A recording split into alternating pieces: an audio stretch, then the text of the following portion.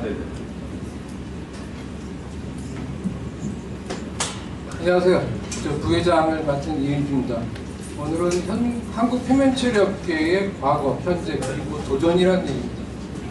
그리고 장밋빛 얘기도 아니고요. 실제로 여러분들이 현실에서 느끼고 있는 거에 대해서 제 나름대로 분석한 거. 그다음 저도 일단은 현재로서는 현업에서 표면처리를 하고 있지는 않지만 표면처리를 했던 사람이고 또 옆에서 하는으로서 전체 제조업으로서 우리가 어떤 것들을 해결해야 될지 미래가 어떻게 될지에 대해서 한번 돌아보도록 하겠습니다.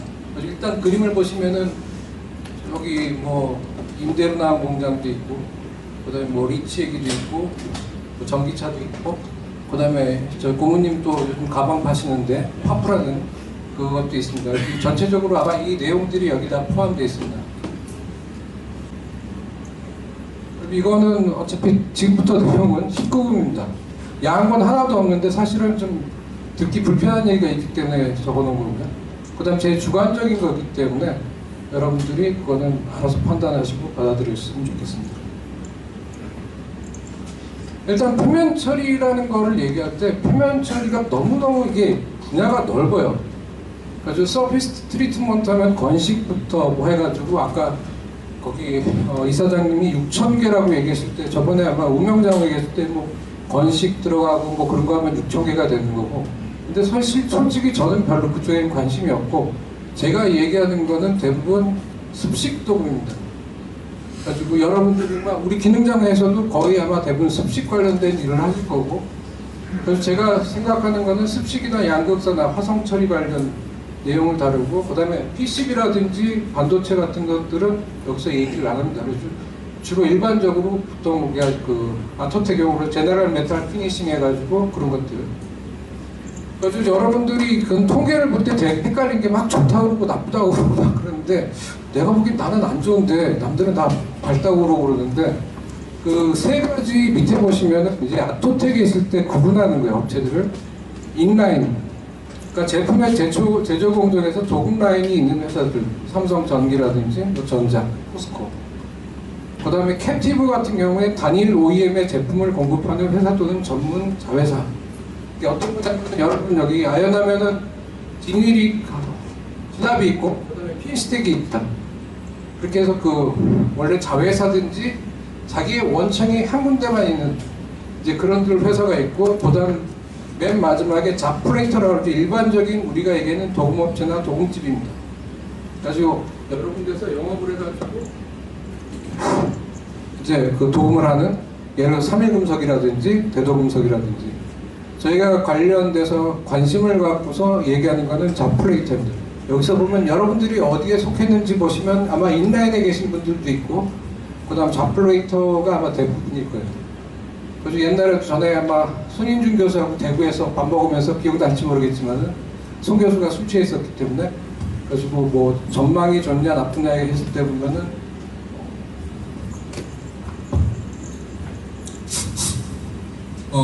만약에 학생들이 삼성전자에 다 갔다 그러면은 표면처리 전망이 정말 좋습니다 그러면 도금하는 사람들 입장에서 또 다른 얘기고, 그리고 제가 여기서 다른 거는 잡플레이터에 대해서만 얘기를 드리겠습니다.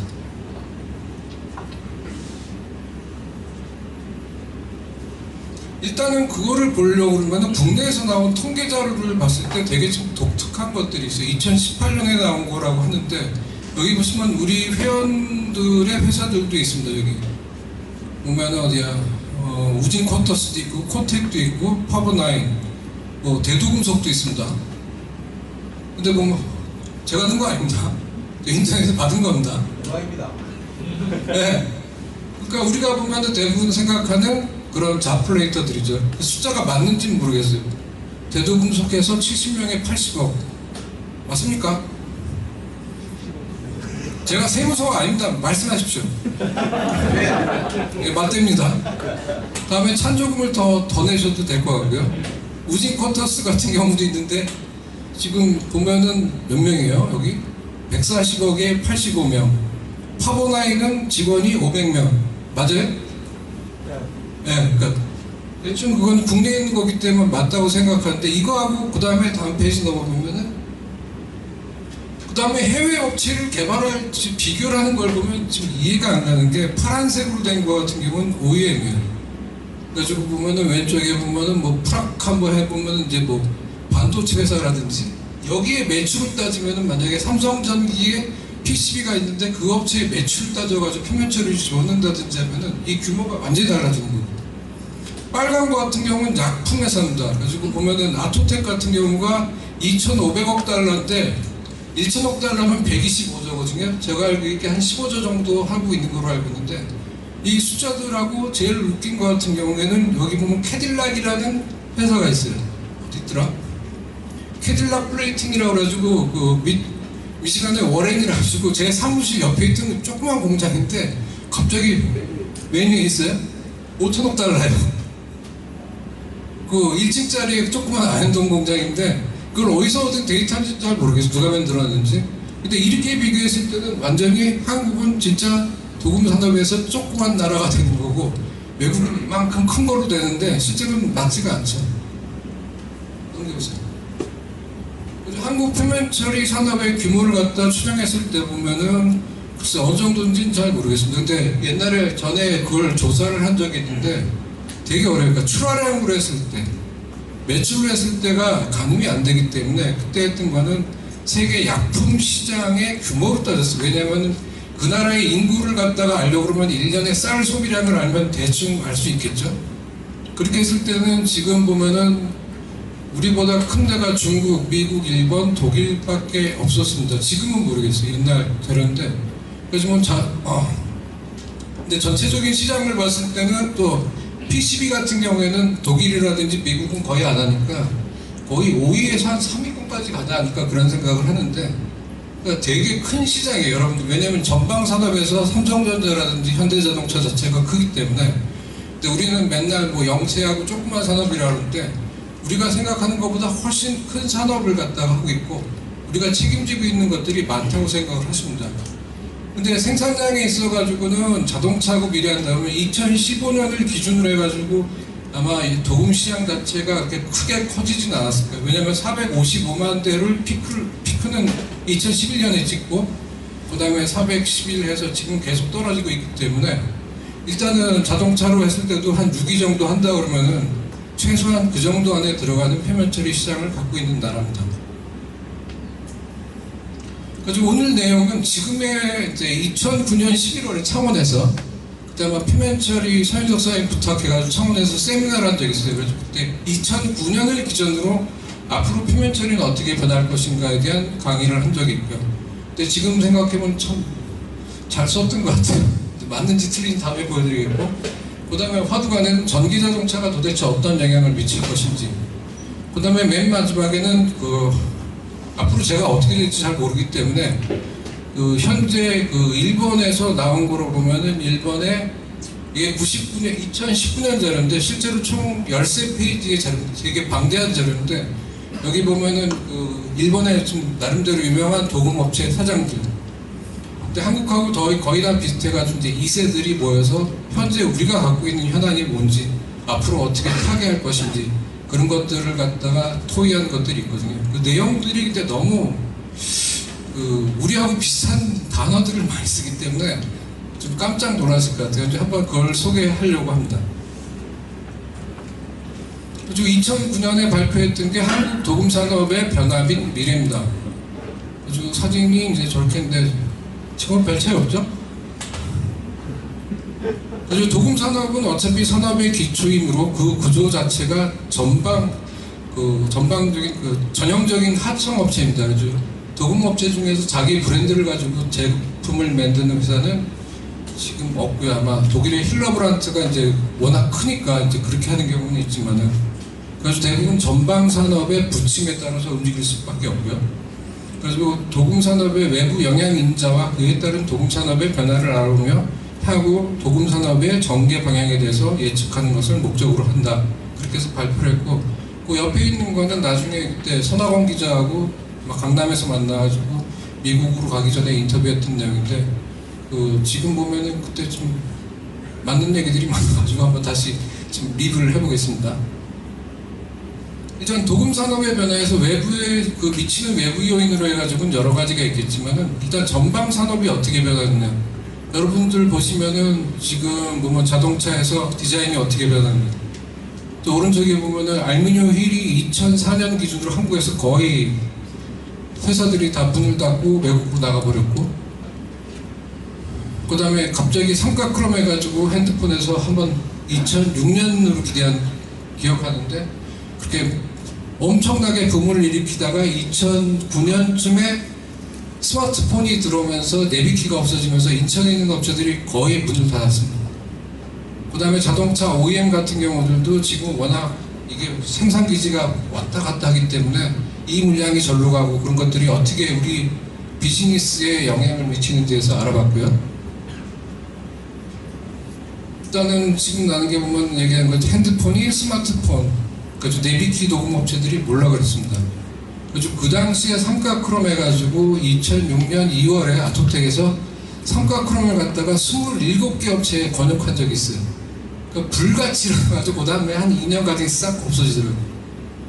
그 다음에 철광회사 같은 경우도 저도 포스코 출신이지만은 90년 초에는 전기도금 하는 사람들이 한 10명 정도 있었고, 실제로 그때 도금액하고 크로메트 용액 탈지액도 직접 만들었었는데, 또 합금화 용융아연 도금판으로 바뀌면서 물론 그 사람들은 그쪽으로 갔지만은 그런 비즈니스라든지 연구 분야는 거의 없어졌고, 자동차는 현재까지는 큰 기술적인 변화는 없다고 생각합니다. 물론 지금 근데 2000년대에는 지금 금속 도금에서 이제 플라스틱 도금은 그 전에 이루어졌지만 육가크롬 규제를 해가지고 아연니켈이라든지 그다음 삼각크로메이트, 그리고 2000년대 초부터 2000년 9년까지가 제일 격동의 시대였어요. 제가 보기에는 많은 패러다임이 바뀌었고 거기서 이제 그런 것들이 했고, 그 다음에 여러분들이 친환경이 나오면은 그게 도금의 산업의 위기라고 해도 사실은 기회였잖아요. 그래서 매출이 오른 거 아니에요. 아연 도금도 아연하다가 아연니켈 넣으면서 오르고 하는 것들. 근데 그런 이벤트 자체가 없어진 건 사실은 좀 아쉬운 일이죠. 그 다음에 최근에 나온 거는 예상하지 못했던 게 갑자기 코로나가 나와가지고 뭐 난리를 치고 이제 반도체가 없어가지고 차를 못 만들고 그러면서 갑자기 뭐 중고차가 올라가고 그런 일이 있고 그러는데, 코롬 자동차 반도체 같은 경우는 여러분 아시겠지만 잠깐 설명을 하면은 이게 그 자동차에 들어가는 반도체가 왜 한국은 삼성이라든지 하이닉스라든지 반도체 강국인데 자동차에 들어가는 반도체는 반도체 중에서 제일 하급입니다. 일단 크고요. 그 다음에 여러분들이 스마트폰을 사면 2년 주기로 바꾸는데 얘 들어와서 10년 후에 나올지 안 나오기 때문에 좋은 업체들이 하질 않고 투자를 안 해요. 그래서 지금 보면은 세계에서 마켓시어가 제일 큰 데가 르네사스 일본이고 그 다음에 네덜란드 회사인데 얘네들도 하기 싫어하는 제품들이기 때문에, 그러니까 갑자기 반도체가 없어서 차를 못 만들 거라고 상상도 못한 일이 벌어지게 되는 거죠. 그 다음에 전기자동차 많이 얘기 나와요. 그래서 전기자동차는 도금산업에 어떤 영향을 미칠까요? 가지고 보면은 그때가 2009년이니까 그 보시에 있는 사람이 나온 게 지금은 연료 효율, 그러니까 그 디젤이라든지 내연기관을 갖다가 더 향상시켜가지고 앞으로는 뭐 친환경 차에 대비한다 어쩌고 저쩌고 그랬는데 2009년인데 넘겨보세요. 그 다음에 터진 게 폭스바겐의 디젤 게이트가 되면서 너희들 다 연비 속였다 이제 그러면서 또 계속 이제 전기차 얘기가 나오고, 그것도 마찬가지로 폭스바겐에게서 그 조작한 것들 꼭 이것만은 아니었지만 전기차가 그렇게 갔고요. 그래서 여러분들이 보면은 전기차가 오면은 도금은 다 없어진다 이제 그런 얘기 하는데, 그럼 도금 업체는 어떻게 하나? 뭐 얼만큼 없어지나? 언제 없어지나 이제 그렇게 해가지고 나온 거면 영국은 30년에 판매를 금지한다. 그 다음에 중국은 어떻게 한다. 캐나다에서는 35년에 판매 금지한다. 프랑스는 40년에 판매 금지한다. 이제 이건 현재까지 신문에 나와 있는 건데 데이터들이 계속 업데이트가 되고 있죠. 그래서 여기서 재밌는 거 보면 영국 같은 경우는 자기네들 브랜드가 없습니다. 지금 여러분들이 아는 제규어라든지 그 다음에 로버라든지 영국 차가 아니에요. 다 팔려가지고 그 애들은 그런 거 하고, 그 다음에 미국 캘리포니아 같은 경우에는 특별하고 딴 데는 얘기가 없고 미국에서 그 다음에 캐나다도 퀘벡이니까, 퀘벡이라는 건 동쪽에 있는 인구 1000만에 있는 그런 주인데 거기서만 얘기하는 거고, 사실은 지금 보면 미국이라 그러면 캘리포니아가 아니라 미시간, 디트로이트에서 그걸 한다 그러면은 자동차 회사가 그걸 안 만들겠다는 거고, 캐나다 같은 경우도 토론토에 있는 온타리오에 그런 얘기를 안 하거든요. 근데 최근에 어젠가 그저께 본 거는 독일 자이퉁에 나온 거 가지고 경제장관이 우린 35년 이후에도 가솔린 차를 만들 거다. 지금 우크라이나 사태 때문에 사실은 탄소 중립이 깨진 게 이제 유럽에서 이제 없으니까 석탄 돌리겠다고 나오는데, 그러면 이제 문제가 생기는 거예요. 야, 석탄을 돌려서 석유를 만들어 전기차를 타는 게 과연 친환경인가? 이제 그 얘기가 생각이 나겠죠? 약간 뭐 해외에 팔린 거 보면은 지금 뭐 제규어 같은 경우에는 BMW에 팔렸고, 미니도 BMW고, 폭스바겐도, 그 다음에 뭐 롤스로이스 같은 경우도 BMW, 벤츠 같은 경우 폭스바겐이고, 그러니까 영국은 자체의 브랜드가 없어요. 90만 대를 생산해가지고 50만 대를 해외에 수출할 뿐이고. 그래서 지금 보면은 자동차를 갖다가 전기로 한다는데 전기는 어디서 나냐의 문제가 생기는 거거든요. 한국 몇 년까지 탈원전했는데 지금 보면은 미국 같은 경우에도 80년으로 연장한다. 그래서 뭐 해서 못하고, 뭐 프랑스, 영국, 지금 원자력 발전소를 만들어가지고 언제 완성될지 모르겠지만은 그렇게 됩니다. 그래서 메뉴 이게 같은 경우, 잠깐 죄송해요. 그 원전 수명을 80년으로 연장한다 그런 거에서는 제가 원래 박사학위 때 그 수명 예측할 때 보면은 원자력 발전소의 수명이 50년이에요. 그때 생각을 하면 사람도 아닌데 수명이 50년이라는 거에 대해서 혹시 어떻게 정했을까 생각해 보신 적이 있을까요? 원래 수명이 없는데 그 미국에서 웨스팅하우스하고 제너럴 일렉트릭에서 발전소를 다 짓고 나니까 질 게 없는 거예요. 그래서 수명을 갖다가 상업 수명을 50년으로 정한 거지 기계적이나 구조적인 수명이 50년은 아니에요. 그 80년으로 했다 그래가지고 와 저건 위험한 거냐, 그건 아니고, 일단은 전기를 갖다가 어떻게 공급할 거냐의 문제가 있는 거고. 그래서 지금 보면 이런 얘기 나와요. 내연기관에서 전기차로 부품이 몇 개가 빠지고 뭐 난리치셔서 총 37%가 빠지고 그렇게 되는 건데, 그러면은 아연도금이라든지 엔진 관련된 회사들은 어떡하냐에 이제 문제가 생기겠죠.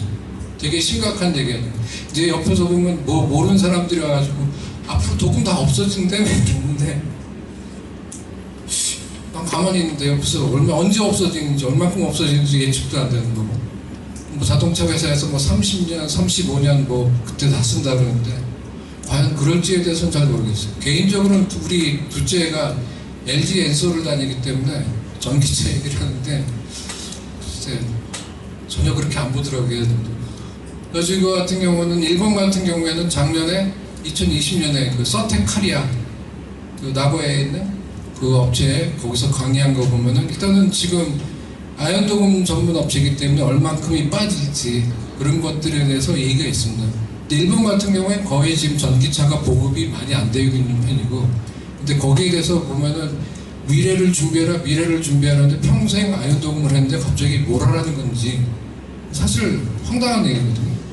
뭐 얼만큼 줄일지에 대해서 어느 정도 속도를 갈지에 대해서는 사실은 2030년에 35%가 전기자동차가 됩니다는데 그건 65%는 뭔지, 그 다음 그거의 기준이 뭔지에 대해서도 다 통계들이 달라요.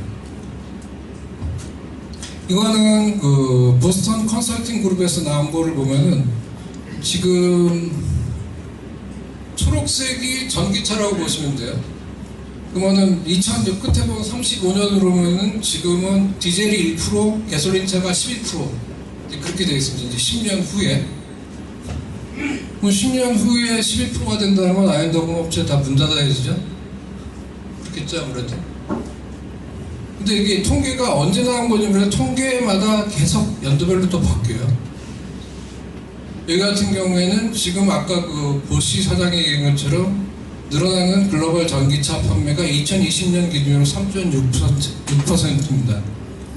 이제 블룸버그에서 나온 거 보면은 자동차에서 전기자동차가 35%까지 가는 건 많은데, 이 회색이 지금 우리 내연기관차면은 전체적으로 자동차의 판매량이 늘어난다고 생각하고 거기서 35%예요.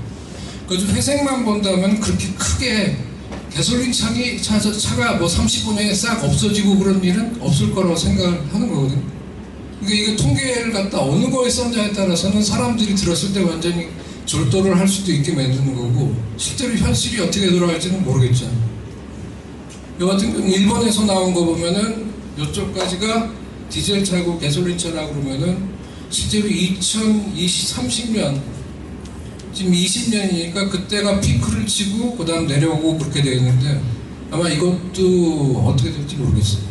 근데 지금 생각하는 것처럼 제 개인적인 생각입니다. 내가 쓰러지지 마시고, 강애들한테 뭐 없어지지 않는 데 들어간 게 아니고 그렇게 빨리 진행되긴 쉽지 않은 것 같아요.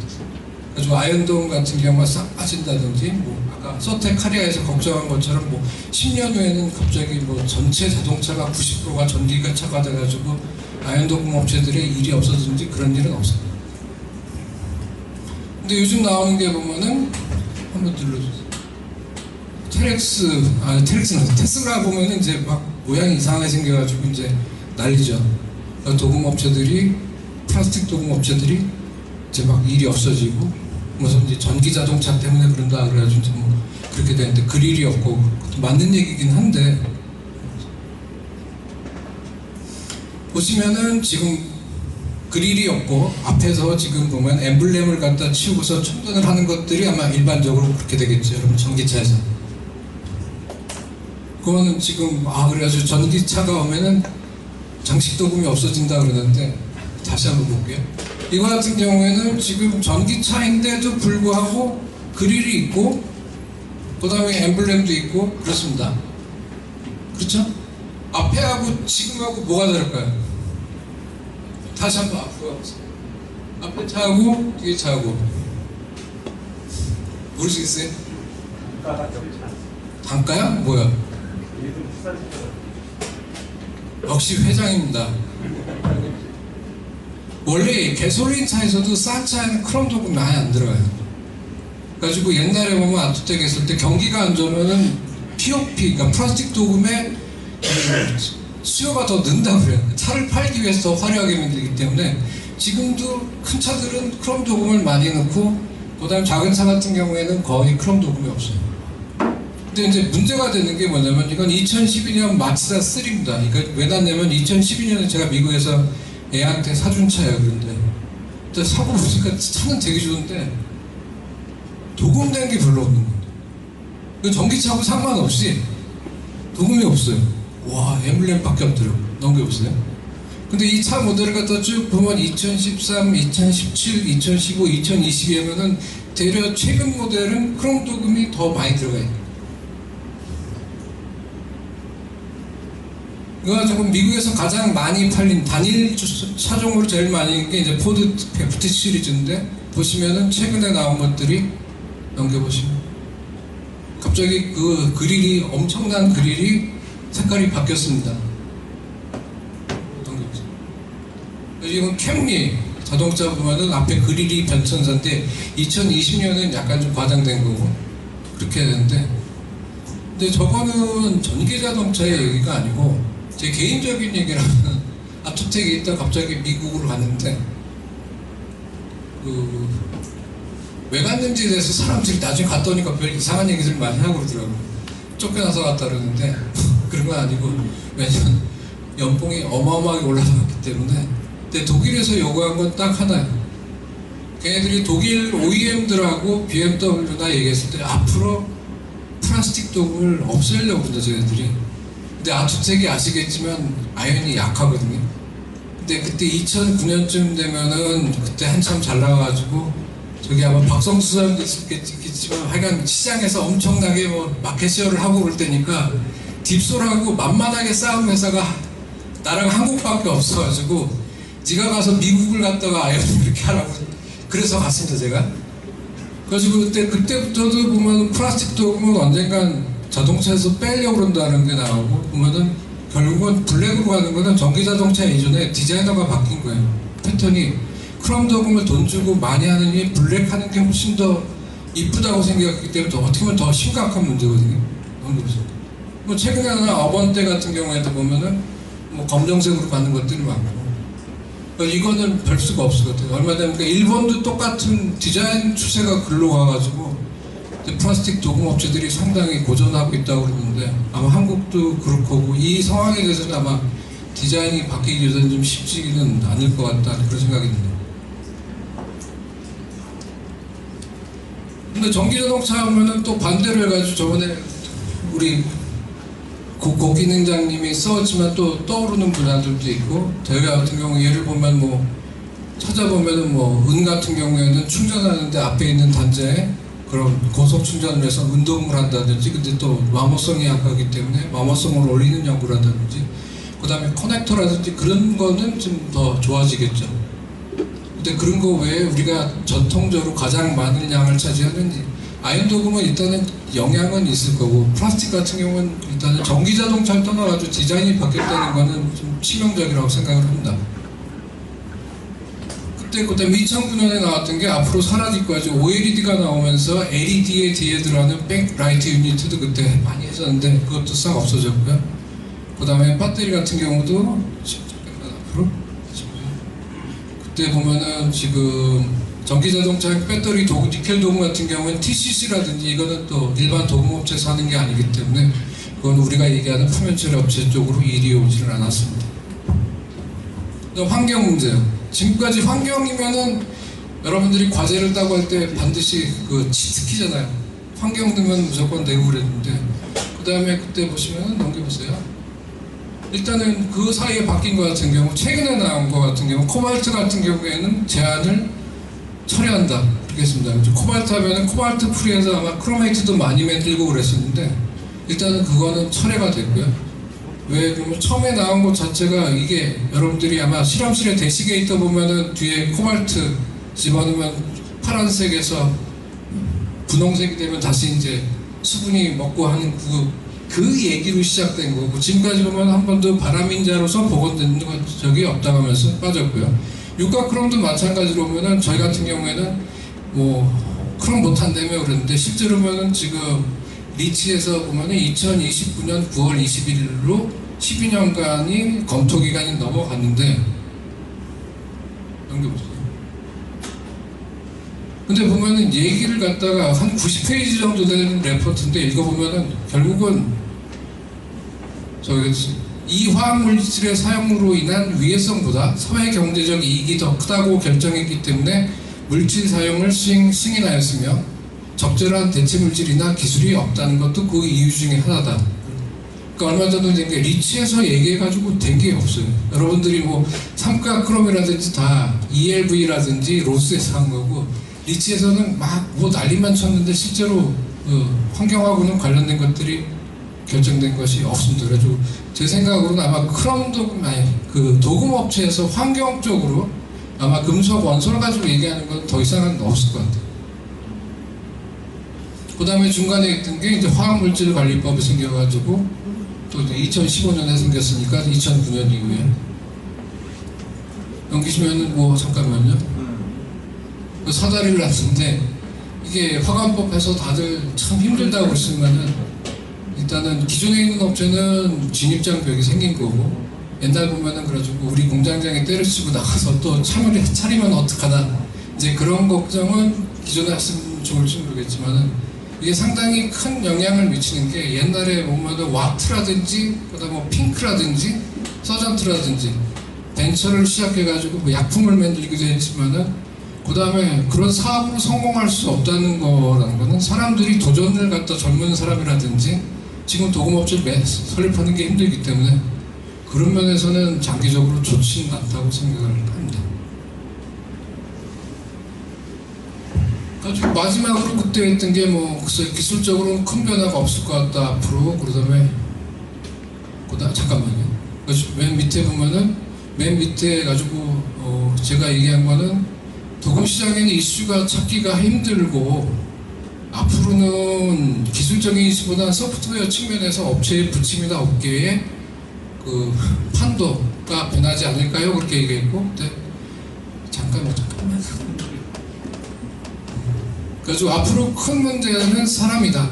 사람 구하기, 특히 기술자의 육성이라든지 그게 제한적으로 그 다음에 그 사람들을 갖다가 어떻게 담아줄 수 있는지 그 재무 건전성이라든지 문화라든지 그거에 따라서 업체가 생존할 거라고 생각합니다. 그때 2009년에 얘기를 했고요. 그건 딱 맞췄다는 게 아니라 추세가 그랬기 때문에 정리를 했었던 거고. 이제부터는 어떻게 될지 한번 알아보겠습니다.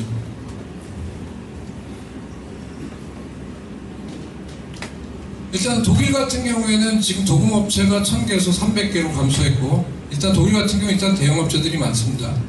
그다음 약품 산업이 발달돼 있고, 그다음에 인건비가 세계에서 가장 비싼 나라 중에 하나이기 때문에 보조장치라든지 자동으로 된 것들이 옛날부터 많이 썼었고, 그래서 근데 여기도 자동차가 저렇게 되면서 지금 그다음에 여러 가지 우크라이나 사태로 해가지고 좋아질 건 아닌 것 같고,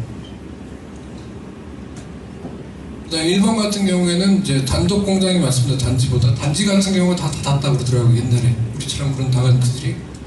이제 큰 기업의 종합업체라는 거는 가보면은 아연 도금하는데 옆에서 양극산 하고 있고 또 뭐 니켈 도금도 하고 있고 이제 그런 업체들이 많고, 그런데 많은 업체가 해외로 생산 기지를 옮겼고, 그다음에 세계에서 가장 고속도로 통행료가 비싸고 그러기 때문에 지금 보면은 만약에 오사카하고 나고야에서 한 200km 돼가지고 그 동네에 가서 물건을 받고 그런 일들은 없어. 자기 동네에서 대부분 해결하는 것들이 많기 때문에 그 지역의 원청이 외국으로 나오면 따라가든지 닫든지 둘 중에 하나는. 그래서 조금 잠깐만. 그래서 도금업체가 1980년에 3000개에서 지금 1192개, 2022년 기준입니다. 그래서 매출은 그 사이에 4000억엔에서 4,800억엔, 그러니까 크게 변하지는 않았는데 한 4조에서 한 20% 정도 오른 거죠. 30년간. 그러니까 여기서 얘기하는 거는 업체 수는 변하더라도 전체 시장 자체는 유지된다는 얘기를 하는 겁니다. 이건 한번 그냥 참고로 보시면 일본 도금업체에서 구직 광고를 내는 건데, 한번 그 밴드에 한번 올려놨을 때 되게 재밌게 썼어요. 근데 왜 그런 걸 여기 한번 소개해드리려면, 저희도 회사에서 사람을 뽑아가지고 이제 공고를 했는데 제가 어떤 스펙을 뽑습니다 그랬더니 지원자가 없어요. 근데 애들이 보더니 그렇게 쓰면 안 돼. 그치? 애들이 쓰니까 지원자들이 있으니까 그 젊은 애들이 좋아하는 그런 정보들이 있는 것 같더라고요.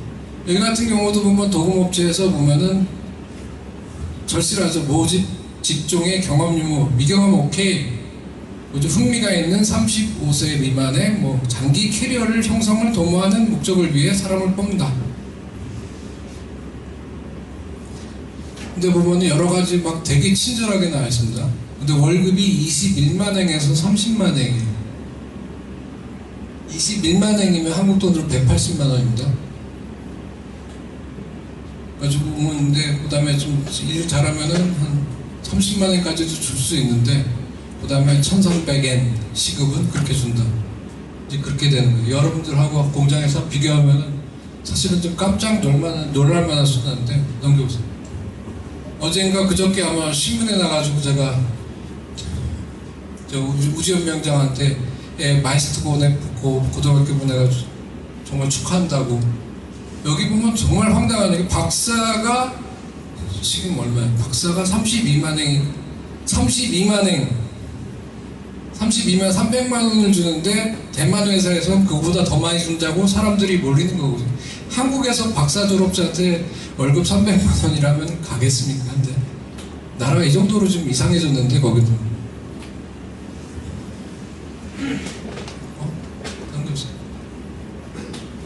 미국 같은 경우도 워낙 땅덩어리가 커가지고 지역적으로 전 디트로이트에 있었고 뭐 클리브랜드 뭐 있고 그러는데 각 지역별로 그 다 달라요. 자동차를 위주로 디트로이트 같은 경우에는 다 미국 회사고, 밑으로 가면 노조가 약하기 때문에 한국 회사라든지 일본 회사들이 분포하고 있고, 그 도금 자체가 대부분, 그다음에 한국에서 가면 아마 깜짝 놀랄 정도로 저게 품질에서 통과를 하는 정도로 품질이 이렇게 좋아 보이지 않고, 워낙 양떼기로 많이 하기 때문에, 그 다음에 유연한 노동 환경이라는 게 언제든지 너 집에 가 그럼 보낼 수 있습니다. 부럽죠? 여기 같은 경우는 한번 재미있어서 한번 보여드릴게요. 여기서 구직 광고 보면 맨 밑에 자격, 덧셈, 뺄셈, 곱셈, 나눗셈, 소수 및 분수를 포함한 강력한 수학 지식이 있어야 합니다. 지침을 따르고 기술 문서를 읽고 해석할 수 있어야 한다. 그 다음에 뭐 하루 중에 100% 손을 사용하고 앉고 서고 걸어야 합니다. 35파운드를 들어올 수 있는 능력이 필요합니다. 연봉은 한 4만 불, 4만 불이면 거의 밑바닥이라고 보시면 됩니다. 한국 같은 경우에는 아직까지 뭐 단지로 하는 경우가 많고, 그 다음에 상대적으로 물류가 좀 싼 편이라서 하여간 경쟁이 좀 좁은 나라에서 너무 심하고요. 그 다음에 현실에 맞지 않는 까다로운 환경 관련법하고, 그 다음에 미친 듯이 까다로운 품질 기준 원청에서 보시면 요 가운데 게 그 옛날에 아이폰 처음 나왔을 때 독일 애들이 와서 질려서 그런 게 현대자동차에서 원하는 아연 삼가 흑색의 색깔의 표준 샘플이 아이폰 뒷면입니다. 그래서 이거는 장식 도금이 아니야, 기능 도금인데, 근데 뭐 기준을 그렇게 해가지고 고생들 많이 하셨겠죠. 이렇게. 일단은 뭐 이제 잠깐만 또 계속 때리세요. 근데 뭐 아까 얘기한 거 니켈 값이 뛰고, 그 다음에 신문에 나온 거 외국인 없어요 또 뛰고, 한번 계속 치셔보세요. 뭐 그 다음에 모든 거 나쁜 뭐 대기 오염하면 도금집에서 다 잘못한 거고, 그 다음에 뭐 화관법 나오고 뭐 그렇습니다. 이게 현실이고요. 지금 그래가지고 일본에 있는 사람들이 얘기한 거를 좀 소개시켜 드릴게요. 제가 이 와중에 앞으로 뭐 잘난 차들이 10년은 어떻게 될 거라고 판단할 수는 없는 거예요. 여기가 우리보다 좀 더 먼저 겪은 것 같은데, 여기 중간에 워딩을 보면은 정말 깜짝 놀랄 얘기들을 많이 하거든요. 일단 얘네들은 리만 브라더스 쇼크 2007년 이후로 그 이후로 경기가 회복이 안 됐다. 그래가지고 보면 옛날에는 다품종 소량이었는데 지금은 다품종 소량이 돼서 어떤 회사는 2,500에서 2,600개 사하고 거래를 한다. 그렇게 하고 그러는데, 그 다음에 지금은 좀 빨간 거 뭐 다 못 보시니까, 일본 같은 경우 옛날에는 지금 일본을 갖다 기본으로 해외에서 생산을 보완하는 거였는데, 옛날 고객과의 관계도 옛날에 이건 좀 가격이 비싼데 협력 좀 해주세요 그랬는데, 지금은 그냥 여기저기서 비교 견적을 통해서 싼 곳을 그냥 찾아가 버린다. 네, 일본도 많이 변했고요. 그래서 지금 이거는 그 2022년 4월에 전도련 잡지에 있는 회장이 기고한 겁니다. 2010년에는 1721개 사가 있었는데 지금은 1299가 되었으면 지난 10년간 400사를 넘는 조합기업이 감소한 것이 됐다. 그래서 보면 매년 100개 정도가 없어진다고 보시면 돼요.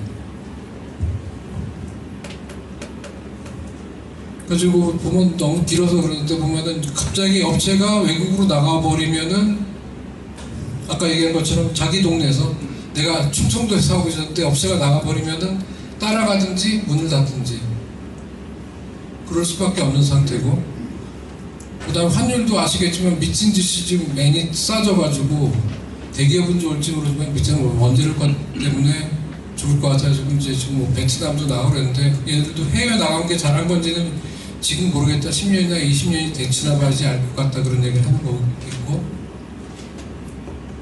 그 다음에 도금이 안고 있는 문제죠. 이게 되게 좀 웃겼는 게, 요즘 젊은이들은 그런 의욕이 없다 일하는 방법에서도 국가나 정부가 무리해서 일하지 않아도 된다는 식으로 이야기는 풍조고, 그래서 일본 젊은 애들 데리고 일을 못하겠다는 얘기를 하고, 그 다음 대량 생산이라고 작업지시면 오늘 몇 개 해, 그게 아니고 다품종이 되니까 사전 준비라든지 협의라든지 구체적인 지시가 내려지지 않으면 진행이 안 된다. 비슷할 겁니다. 그래서 외국인 고용에 대해서 보면은 되게, 외국인 고용이라는 게 작업자들이 아니에요. 얘네들은 어떤 그 왜 일본에 와 있는 유학생들 중에 그 뭐 동남아 애들 갖다 데려다 영업을 시킨다든지 관리를 시킨다든지 그 얘기를 하는 거거든요. 그래서 외국인을 뽑는다는 것보다는 그냥 수한 인재를 뽑는다고 생각을 하면 된다. 사람도 안 오고, 그 다음에 일본 애들 얘기 나오는 게 뭐 해도 뭐 여의도 없고 그냥 야이씨 나 갈래요. 그렇게 비싸죠 어느 나라 애들하고. 그 다음 환경변화 해가지고, 이거는 아마 대도도금 그 프레젠테이션에서 썼던 희귀훈해라는 도금업체고요. 저는 여기 2번 가봤는데 공장이 여기 있습니다. 놀이터 있고 아파트 있고 그래가지고 와, 그때 그 대도도금 그 프레젠테이션 하면서 외국에는 도시에도 이렇게 도금이 있다, 공장이 있다 그러면서 이제 대도도금 그랬는데 나중에 알고 보니까 원래 여기가 중공업 지역인데 집들이 들어오면서 이제 도금업체가 이제 쌓여 있는 거예요. 대부분 다 그래요. 근데 여기 갔을 때도 도금 공장 앞에 갈 때까지 도금업체인 줄 몰랐어요. 근데 그걸 가지고 얘기하니까 민원을 고려해서 지역 밀착 활동, 그래서 뭐 축제를 참가한다든지, 그다음 학생들의 견학을 한다든지 그런 걸 통해서 이미지 개선을 갖다 계속하고, 그렇기 때문에 특별한 민원은 없다고 하고, 그다음에 유가 크롬에 하면은 한 업체들 같은 경우 나 요즘에 오염 토양 대책을 갖다가 하지 않으면은 토지가 불량 채권이 되기 때문에 그런 것들에 대해서 신경을 쓰고 뭐 그런 것들이 있습니다. 앞으로 제조업 하면 근데 여기 되게 좀 심각한 얘기들을 많이 하는 게 도금업체 수가 줄어들고 있고 일본에 약 1200사, 독일이 300사가 남은 것을 생각하면 일본은 아직도 많은 편인지 모르겠다. 그러면서 제일 심각한 게 지금 왼쪽에 있는 게 뭐냐면은 폐업을 예정하고 있는 기업이 전체 중소기업의 50%입니다. 다른 이유가 아니고요. 일단 후계자가 문제.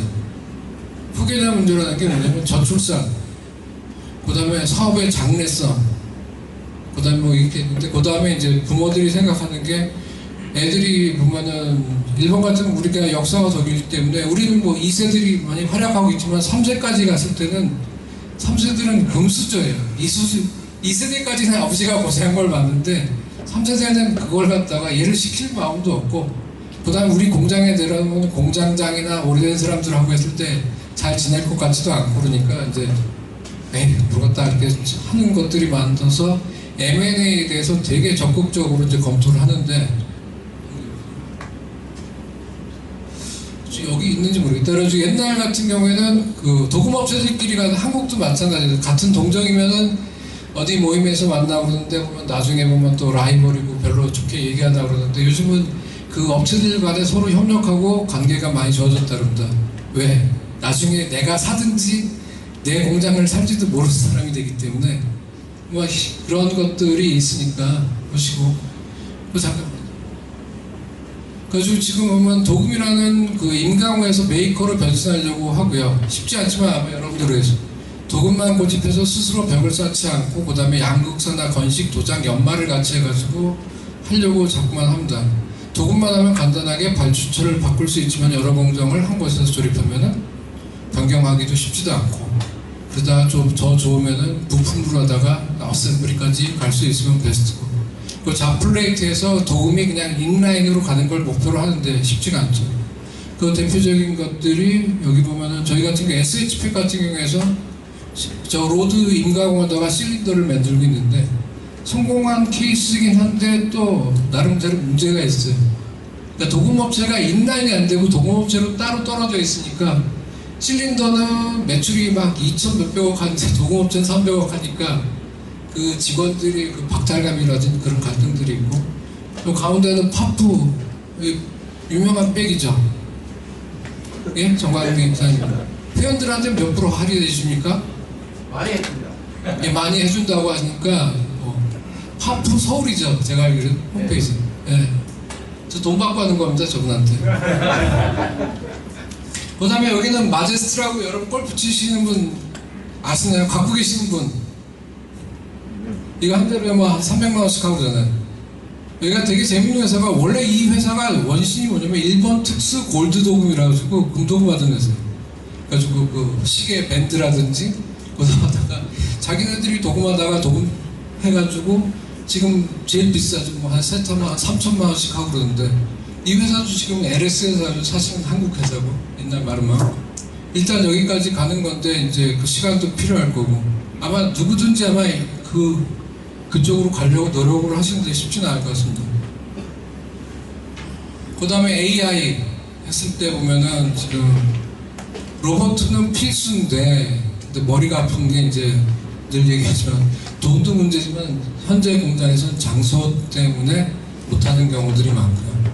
아예 공장을 새로 짓고 한다 그러면은 그렇게 가능하겠지만 현 공장에서 로봇을 갖다 도입하는 건 쉽지 않고, 그래서 그런 것들에 고민들을 많이 합니다. 지금.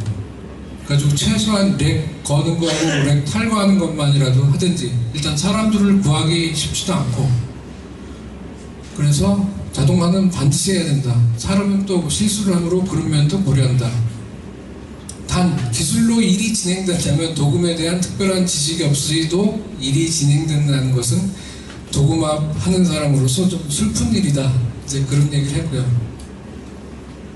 그래서 지금 이거는 제가 개인적으로 봤을 때는 지금 맨 왼쪽에 퍼스라고 해가지고 아마 저쪽에 이용 기능장도 갔었던 것 같은데 10년 전 갔을 때 보면 사람이 없습니다.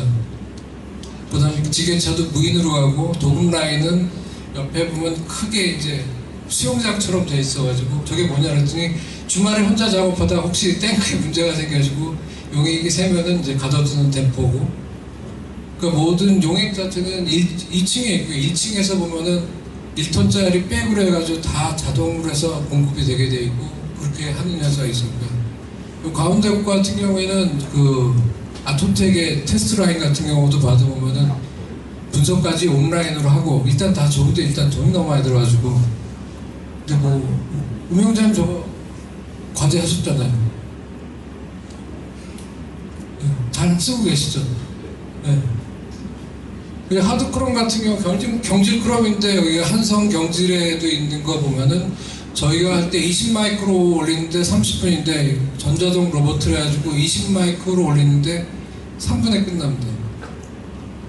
그리고 이 사람이 거기 익산에 있는 한성 경질에 직원이 30명에서 동원을 해가지고 그 3명으로 줄었거든요. 근데 그런 것들이 아마 많이 좀 적용될 것 같고, 다음에 보시면은 여긴 대도 녹음인데 여기 보시면은 또 최근에 하셔가지고 하고 있고, 대도 많이 선전해 주는데 나중에 뭐 좋은 거 사주시면 좋겠고. 근데 전체적으로 이거는 우리가 어쩔 수 없는 것 같아요. 지금 뭐 달러도 계속 올라가고, 그 다음에 보면 인구도 보시면은 지금 쭉 내려와가지고 지금 보면 태어나는 애들하고 그 다음에 돌아가신 분들하고 했을 때 보면 그것도 그렇고 유가도 올라가고 중소기업의 70%가 인력이 부족한 상태입니다. 그래서 얼마 전에 저희 회장하고 얘기하다가 저희 같은 경우에는 이제 AI를 하는 게 용접이 좀 문제가 많아요. 문제가 많은 게 품질의 문제도 있지만은 용접하는 애들은 조선 경기가 좋아지면 조선소로 다 가요. 그 다음에 뭐 하고 환경도 안 좋고, 그래서 이제 뭐 그걸 어떻게 하면 좋겠냐 그래서 거기다 무슨 뭘 잘해주냐 그래서 그냥 용접을 빼시죠 그랬거든요. 실제로 용접을 갖다 안 하고 레고처럼 만드는 것을 갖다가 최근에 5년 동안 개발했고, 그러니까 문제가 있으면 문제를 갖다가 풀려고 그러지 말고 문제를 지워버리는 게 맞지 않나. 지금 요즘은 암만 해도 고생을 해도 풀 수 없다 그러면은 이제 그런 생각을 하고요. 그래서 뭐 중소기업의 54.6% 인력 부족하다 할 때 이유를 보시면은 뭐 5번째가 열악한 근무 환경입니다. 이게 보면 또 대도 얘기하면 정광미 회장님이 젊은 애들이 좀 더 좋은 환경에서 해주면 더 오지 않겠냐. 그래서 많이 오긴 했겠지만은 그게 중요한 게 아니라 결국은 돈 달라는 얘기거든요. 이제 많이 월급을 받고 싶고, 저희가 최근에 그런 경험을 했는데 보면은 일반 노동자들도 기준이 삼성전자예요. 난 이해가 안 가거든요. 삼성전자는 몇 년 차가 얼마를 받는데 그러면 뭐 그럼 모두 공부를 열심히 해서 거길 가든지 왜 여기 와서 그러냐 그러는데 워낙 눈이 높아져 있으니까 어떻게 할 수가 없고, 그래서 지금 위에 보시면은 이게 무슨 얘기냐면 일본에서 되게 재밌는 얘기가 그 신문사에서 스포츠 신문에 보면 점점 표지를 자극적으로 만듭니다. 왜? 그러니까 기자가 막 뭐라 그러니까 편집장이 야 우리 경쟁자가 누구야? 만약에 동아일 보면 조선일보야. 커피캔이야. 왜? 여기에 있는 간판대에서 사람이 100엔을 가지고서 커피를 마실까 신문을 살까 하다가 신문이 자극적이면 신문을 사는 거고 아니면 캔커피를 사는 거야. 여기 같은 경우도 있죠. 나이키 상대는 닌텐도다 해가지고 이게 무슨 얘기냐, 나이키에서 난리 났는데 보니까 애들이 운동을 안 하고 돈을 모아가지고 닌텐도란데 게임을 사든지 그러니까 신발이 안 팔리고. 그러니까 여기 최근에 아마 겪으셨을 거예요. 갑자기 일하는 데가 배달한다고 가버리고. 이거는 도금만의 문제 아니라 제조업이 갖고 있는 문제인데 그런 문제를 어떻게 풀 건지에 대해서 근데 개인적으로는 야 이거는 최근에는 아직 그 데이터를 갖다 위에 보고하는데 2040년인가 50년 정도 된 것 같은데 그 생산 인구 20세에서 60세까지가 그 감소하는 걸 보니까 저는 이제 부산에 있는데 부산이 밑에서 세 번째로 45%가 없어진다고 하더라고요. 그럼 사람을 어디서 밖에서 데려올 수 있는 것도 아니면 어차피 기업을 한다고 사람을 없애는 방향으로 생각을 하고 공장을 갖다 설계하지 않나 이제 그런 생각을 할 수밖에 없는 거예요. 또 외국인을 들어와도 외국인들도 또 골라서 가버리니까 거의 끝났습니다. 그래서 이렇게 보시면은 그 아까 전대련의 그 회장이 쓴 거 보면은 뭐 감소했다. 근데 보면 수주량은 증가하고 있고 그 다음에 전체 그런 출하액은 떨어진 것도 아닙니다. 그 다음에 뭐 얘기하는데 보면은 지금 도금 자체에 일이 없어지는 건 없을 뿐 아니라 전기 도금이 높은 기술과 AI 기술의 한층 그런 도입 촉진을 위해서 일단 지원할 수 있다 그러니까 아마 우리가 생각하는 거하고 많이 좀 세상이 바뀌어서 거기에 맞춰서 준비하지 않으면 힘들지 않을까 그렇게 생각을 합니다. 그래가지고 옛날에 보면 기존의 도금 기술자라고 그러면 여기 도금에 대한 지식이 풍부하든지 약품 관리, 뭐 트러블 슈팅을 잘하면은 이제 기술자라고 그러죠. 그래서 얼마 전에 보니까 뭐 그런 얘기를 했더니 그거는 이 박사가 도금 기술이 없어서 그래. 그래가지고 뭐 그랬더니 뭐 자기는 약품 트러블 슈팅을 잘한다고 그래가지고 저도 약품을 했지만 아직도 업체 가서 약품 트러블 슈팅하면 약이 후지든지 당신이 교육을 잘못한 거 아니에요 그러거든요. 그래서 2000년대 같은 경우가 재밌었던 게 아연 니켈 도금, 상가 패시베이션, 뭐 성과 크롬에서 뭐 GM 싱으로 약품 회사가 도금 업체보다 기술적으로 위에 있었던 시대입니다. 새로운 프로세스가 들어오기 때문에 기존에 하시던 분은 아연 니켈 모르니까 약품에서 하고 그러는데 지금은 20년이 지난 상태에서는 약품한 사람들도 뭘 가지고 얘기할 게 없어요. 가격밖에는. 업체들이 잘하니까. 그래서 일본에서 얘기하는 것도 보면은 미래 도금 산업에 필요한 인재는 설비 운영 능력, 프로그램, 그 다음에 도금에 대한 기초 지식, 거기서 좀 영업도 잘해주면 좋겠고.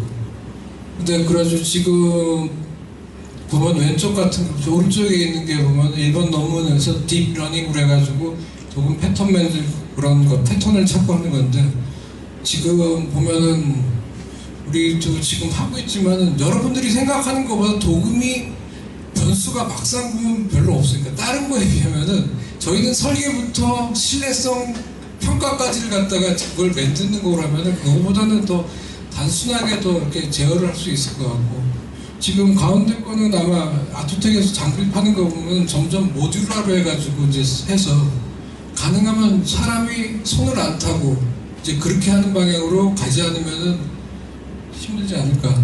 결국은 사람이 우리가 어떻게 확보를 하고 어떻게 운영하는지에 따라서 아마 얼마 전에 표면 처리 전화를 보니까 뭐 업체들 사람이 없어가지고 주인이 사장이 직접 나가서 일하고 그런 것들이 있는데 이건 남의 일이 아니고 실제로 있는 일이고 반드시 이건 그런 해결하지 않으면은 전방 산업의 부침이나 그걸 떠나가지고 여기에 대해서 좀 더 심각하게 생각하고 대처해야 될 것 같습니다. 잘못하면 그렇지만 모든 업체들이 잘 되면 좋겠지만은 아시죠? 오징어 게임에서 재수없으면 그렇게 되는 거니까 지금부터 더 열심히 우리 기능장 분들께서는 서로 많은 정보를 갖다가 교환하시고 공부를 하셔가지고 미래를 갖다 준비하시면 좋겠고요. 마지막으로 적자 생존이니까 어차피 환경에 적응하는 생물만이 살아납니다. 그러니까 그런 면에서는 업체들이 많이 줄어든다는 거에 대해서 사실은 되게 두려움도 있겠지만 물론 내가 그러면 되겠지만 제가 경험했을 때는 그 미국을 갔다 2011년에 갔을 때 리만 브라더스 그 사태가 끝난 다음입니다. 그래가지고 이제 미국 애들하고 이제 리스트를 뽑아가지고 미국에 있는 디트로이트 업체를 쭉 나으라고 야 여기를 쫙 돌자 그랬더니 50%가 문 닫았는데요. 근데 그 다음에 갔을 때 어떻게 했을까? 나머지 50%는 녹아났어요. 일이 그렇게 다 왔기 때문에. 그러니까 아까 말씀 전대련이나 일본도 마찬가지고 어차피 적응 못하면은 도태할 수도 있겠지만은 살아남을 경우에는 더 기회가 있고 딴 건 모르겠지만 표면 처리 기능장 여러분들이 하시는 업체들은 저런 부침 없이 앞으로 승승장구하기를 바랍니다. 이상 마치겠습니다.